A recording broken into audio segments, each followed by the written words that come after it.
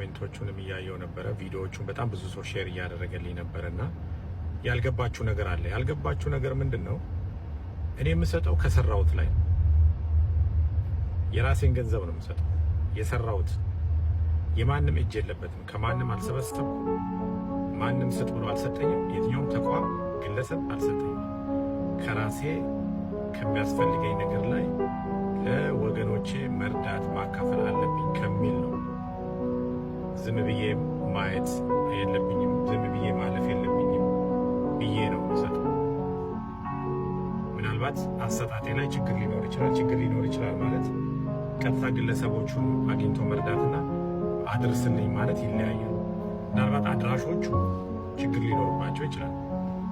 እሱ በጊዜ ጉዳይ የሚታይ ይሆናል። ብዙ ኮምፕሌኖች ይኖራሉ፣ ብዙ ጥያቄዎች ይኖራሉ።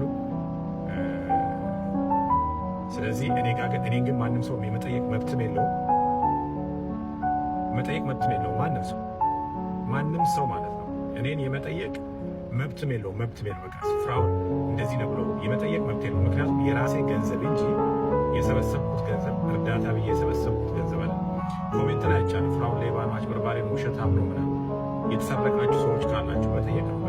ህግ አለ፣ ጠያቂ ህግ አለ።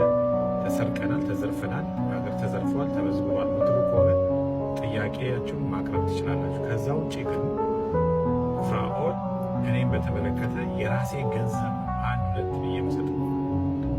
ስለዚህ በዚህ ወር የሰጠሁት እኔ 9,600,000 ብር ያለ ማለት ነው። በዚህ ወር እንደገና ቃል ገብታ ሰጠን የማልሰጣቸው ሰዎች አሉ። በጣም ውሸት የተደራጁ ጥያቄያቸውን እኔ ልሰጥ ካልኩ በኋላ ውሸት ነው ማገኛቸውን አልሰጥም። የራሴ ገንዘብ አለመስጠት መብቴ ነው፣ መስጠት መብቴ ነው። ማንም ሰው ሊያስገድለኝ አይችልም። ማንም ሰው አለመስጠት መብቴ ነው፣ መስጠት መብቴ ነው። እንደፈለኩ ማድረግ ገንዘቤ ስለሆነ የራሴ ገንዘብ ማንም ሰው እኔን የመጠየቅ መብቴ ነው። ማንም ሰው ከዛ ውጪ አድርሱ ተብሎ ገንዘብ ያነሰባቸው የተቆራረጠባቸው ሰዎች አሉ፣ ይኖራሉ። የታዘብኳቸው ያለዩዋቸው ነገሮች አሉ። ትቼ በዝምታ ያለፍኳቸው ነገሮች አሉ።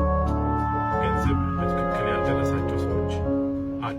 ለእኔም ጥያቄ ለእኔም የነገሩኝ ሰዎች አሉ። እኔንም እንደዚህ የላክልኝ ይሄ ነው የደረሰኝ ይሄ ነው ያሉኝ ሰዎች አሉ። ለዛም ነው ዳይሬክት ያቆምኩት ማለት ነው። ስለዚህ እርዳታ የሚያሰባስቡ ሰዎች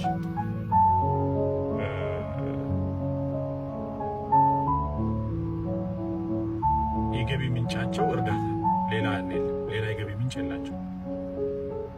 የገቢ ምንጫቸው እርዳታ። ስለዚህ ያስረዳሉ፣ እነሱም ተረጂ ናቸው። ያስረዳሉም፣ እነሱም ይረዳሉ። አንድ ምስኪን ሲኖር ከዛ ምስኪን ጋር አብረው የሚረዱ ናቸው። ተረጂዎች ናቸው እነሱ ራሳቸው። በአምላኬ ክንድ ላይ ተደግፌ በእርሱ ደግነት አምናን አልፌ ዘንድሮ ኃይሎ ጌታን ታምኜ ላከብረው በቃው ሁሉንም ትቼ በሕይወቴ በኑሮዬ ጣልቃ የገባ